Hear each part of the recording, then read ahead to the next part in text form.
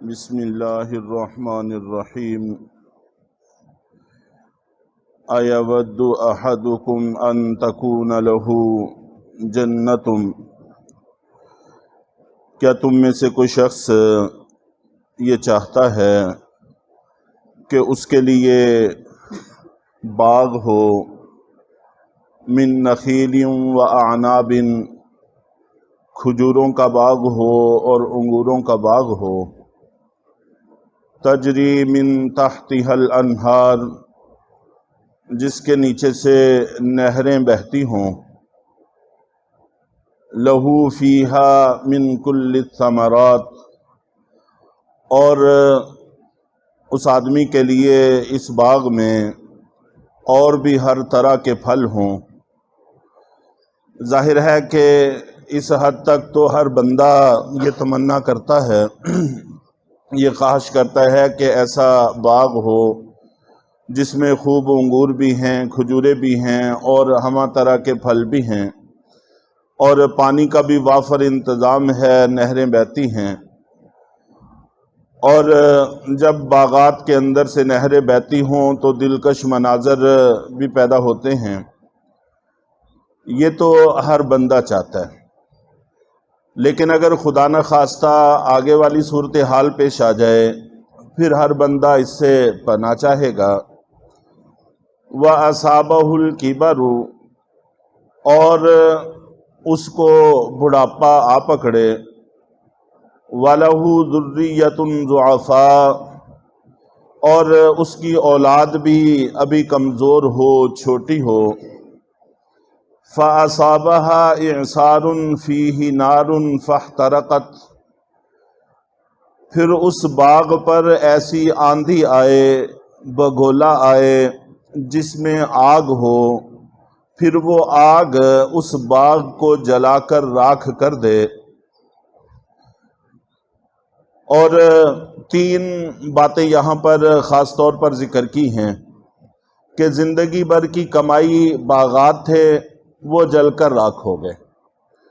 اور اپنی صورتحال یہ ہے کہ اب بوڑھا ہو گیا ہے، کچھ کرنے کے قابل نہیں رہا،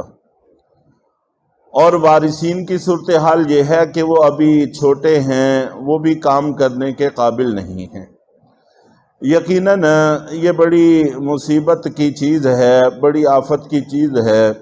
اس کے لیے بھی اور اولاد کے لیے بھی گزر بسر کے اعتبار سے بڑی دقت پیدا ہو جائے گی۔ اور حضرت عمر رضی اللہ تعالی عنہ نے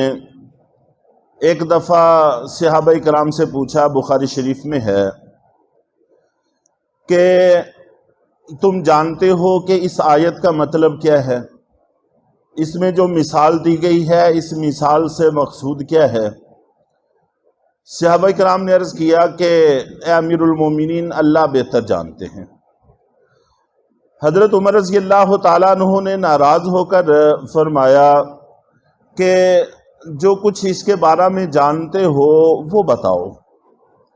چنانچہ حضرت عبداللہ ابن عباس رضی اللہ تعالیٰ عنہ بیٹھے ہوئے تھے، انہوں نے عرض کیا کہ اے امیر المومنین، میرے دل میں اس کے بارے میں ایک بات ہے۔ حضرت عبداللہ ابن عباس رضی اللہ تعالیٰ عنہ آپ جانتے ہیں کہ یہ مفسر قرآن ہیں، اللہ تعالیٰ کے نبی صلی اللہ علیہ وسلم نے خاص طور پر ان کے لیے فہم قرآن کی دعا کی تھی، اور انہوں نے درخواست کی تھی، اللہ کے نبی نے دعا کی تھی، اور اللہ تعالیٰ نے اس دعا کو قبول فرما لیا تھا۔ اور حضرت عمر رضی اللہ تعالیٰ عنہ کی شورا کے یہ رکن تھے، اور یہ واحد تھے جو کم عمر تھے، باقی سارے بڑی عمر کے تھے اور یہ چھوٹی عمر کے تھے۔ بلکہ بعض حضرات نے اعتراض بھی کیا تھا کہ اس نوجوان کو، بچے کو آپ نے بڑوں کے ساتھ شورا میں شامل فرمایا، تو اس وقت بھی ان کے فہم قرآن کا ہی امتحان لیا گیا تھا، اور یہ باقیوں سے ممتاز رہے تھے۔ واقعہ لمبا ہے، تو بہرحال یہاں پر بھی انہوں نے عرض کیا کہ امیر المومنین، اس کے بارے میں میرے دل میں ایک بات ہے۔ تو حضرت عمر رضی اللہ تعالیٰ نے فرمایا کہ بھتیجے بیان کرو اور اپنے آپ کو کم نہ سمجھا کرو۔ چنانچہ پھر انہوں نے کہا کہ اس کی مثال ایسے ہے جیسا کہ ایک آدمی نیک اعمال کرتا رہتا ہے، پھر اس کے بعد شیطان اس کے پیچھے لگ جاتا ہے اور شیطان اس کو برائی کی طرف لگانا شروع کر دیتا ہے، یہاں تک کہ شیطان اس میں کامیاب ہو جاتا ہے اور وہ آدمی برائی کے کاموں میں لگ جاتا ہے، دین کے کاموں کو چھوڑ دیتا ہے،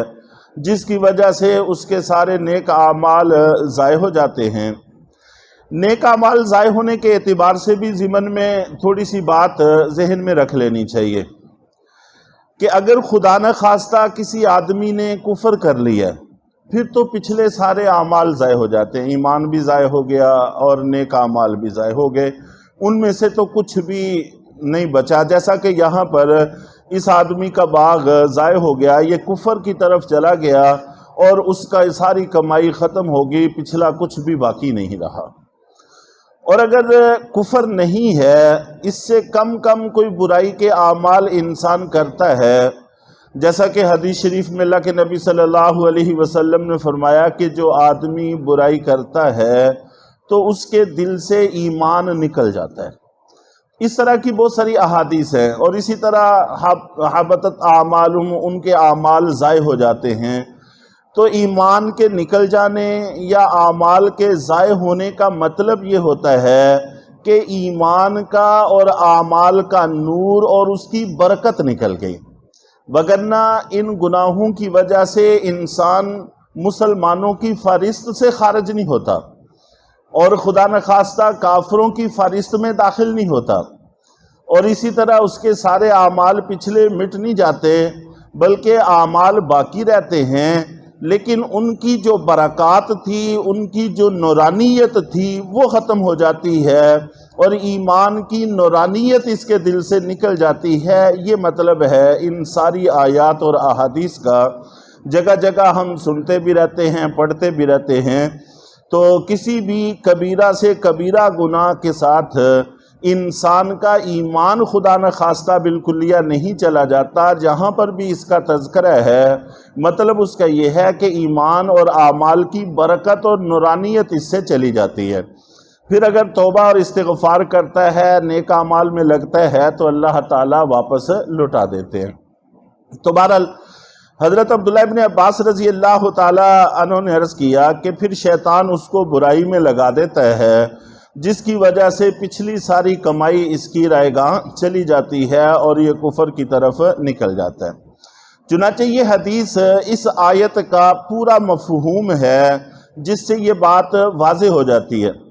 چنانچہ اللہ کے نبی صلی اللہ علیہ وسلم کا یہ فرمان بھی ہے کہ کچھ لوگ ایسے ہوتے ہیں کہ خوش نصیبی ان کا مقدر ہوتی ہے، اور کچھ ایسے ہوتے ہیں کہ بدبختی ان کا مقدر ہوتی ہے۔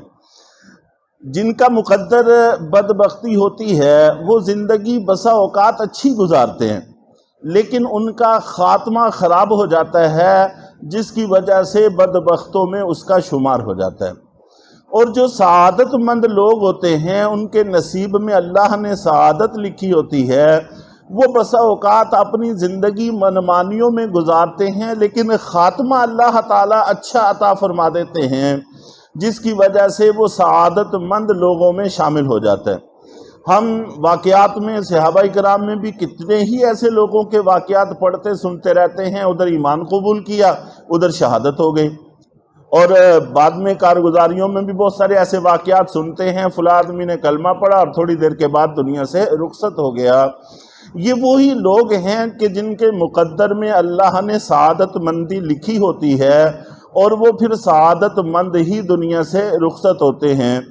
تو خاتمے کا بہت بڑا دخل ہے، دنیاوی اعتبار سے بھی اور آخرت اور دین کے اعتبار سے بھی اللہ سے خاتمے کا حسن اور حسن خاتمہ مانگتے رہنے کی چیز ہے۔ چنانچہ اللہ کے نبی صلی اللہ علیہ وسلم نے ارشاد فرمایا، دعا مانگا کرتے تھے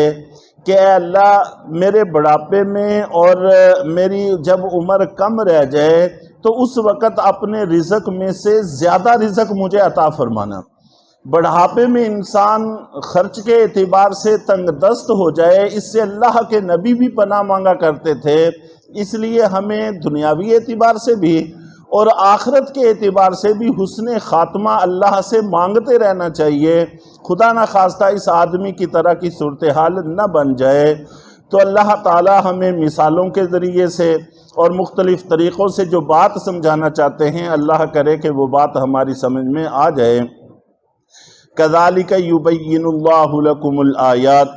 اسی طرح اللہ تعالیٰ تمہارے لیے نشانیاں کھول کھول کر بیان کرتے ہیں، لَعَلَّكُمْ تَتَفَكَّرُونَ، تاکہ تم غور و فکر کر سکو۔ اللہ تعالیٰ ہمیں غور و فکر کر کے اپنے آپ کو صحیح رخ پر ڈالنے کی توفیق عطا فرمائے۔